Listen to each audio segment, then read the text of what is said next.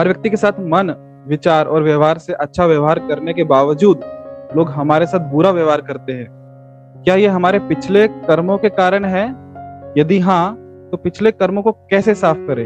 यदि नहीं, तो लोग हमारे साथ इतना बुरा व्यवहार क्यों करते हैं, जबकि हम उनके दुश्मन नहीं हैं? हम हमेशा उनकी भलाई के लिए उनके साथ रह रहे हैं। हमें ऐसी स्थिति में क्या प्रतिक्रिया देनी चाहिए या हमारा क्या व्यवहार होना चाहिए?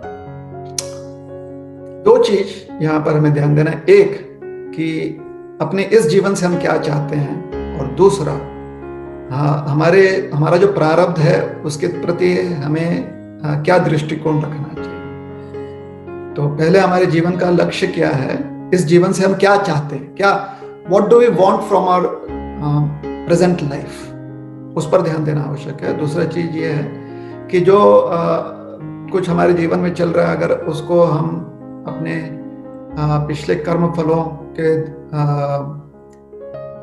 के माध्यम से देखें तो सही दृष्टिकोण क्या है देखने का। तो पहले चीज, अपने इस जीवन से अगर हम यह चाहते हैं कि ऐसा पुनः हमें जन्म मृत्यु का जो चक्रव्यूह है या जन्म मृत्यु की जो यात्रा है वो ना प्राप्त हो, यह हमारा आखिरी जीवन हो, तो सबके साथ अच्छा, मतलब जब अच्छा कहते हैं तो अच्छे शब्द की जगह हम ये कहेंगे कि उचित।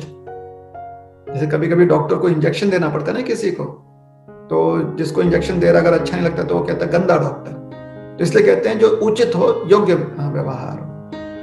अगर हमारे जीवन का लक्ष्य यह है कि ये जो जन्म मृत्यु की यात्रा है ये हमारी आखिरी यात्रा है, इसके उपरांत पुनः हमें ऐसी यात्रा नहीं चाहिए। अगर श्रद्धा रखें ना रखें कि पुनर्जन्म होता है कि नहीं होता है, किसी भी तरह से अगर बाय चांस कि पुनर्जन्म होता है तो हमें फिर से नहीं चाहिए। उसके लिए आज का जीवन का हमें प्रयोग करना, उस प्रयोग में जो योग्य व्यवहार दूसरे के साथ हमें करना चाहिए।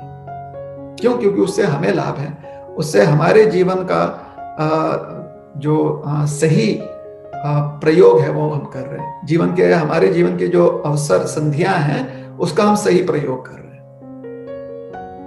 तो ये होगी पहली बात, या पहला जो पॉइंट हमने कहा था कि अपने जीवन से हम क्या चाहते हैं। दूसरी चीज, अगर हमारे जीवन में दूसरे लोगों के व्यवहार से हमें कुछ परेशानी हो रही है तो एक नजरिया ये हो सकता है कि पिछला कर्म हमारा है इसलिए ऐसा हो रहा।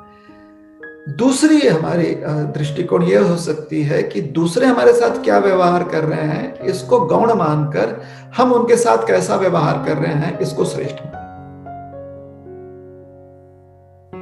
कभी कभी जब हमें परेशानी होती है लेकिन हमें कुछ अच्छी चीज मिलती है तो जिस चीज से परेशानी होती है वो गौण हो जाता है, वो हमारे लिए निम्न हो जाता है, वो सेकेंडरी हो जाता है। जिससे हमें कुछ आनंद मिल रहा है वो श्रेष्ठ हो जाता है, वो प्राइमरी हो जाता है। उदाहरण के लिए वही, अगर डॉक्टर किसी बच्चे को इंजेक्शन दे रहा है, इंजेक्शन देकर बच्चा रोता है, लेकिन डॉक्टर फिर बच्चे को उसकी मन पसंदीदा एक टॉफी, मिठाई कुछ दे देता है, बच्चा उसको खाता है, और डॉक्टर उसी बीच में फटाफट इंजेक्शन दे देता है और बच्चे को थोड़ी सी तकलीफ होती है, वो करता है, लेकिन फिर वो मिठाई खाने में इतना मग्न होता है कि जो चीज जिसके लिए वो बिना मिठाई के अगर इंजेक्शन दिया जाता तो इतना रोता, मिठाई खाते हुए खाली ऊ करता है बस।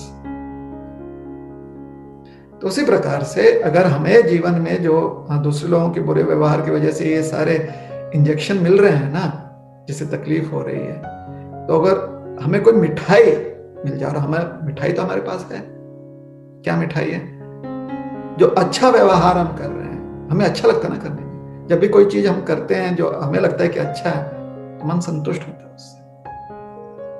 जो अच्छा व्यवहार कर रहे हैं उसका चिंतन करें, तो जो हमारे साथ बुरा हो रहा है वो गौण हो जाएगा और जो हमने अच्छा किया वो श्रेष्ठ हो जाएगा। और यही एक बुद्धिमान व्यक्ति की पहचान होती है। बुद्धिमान व्यक्ति अपने व्यवहार से संतुष्ट होता है, दूसरे के व्यवहारों से मायूस न हो इसका ध्यान रखता है।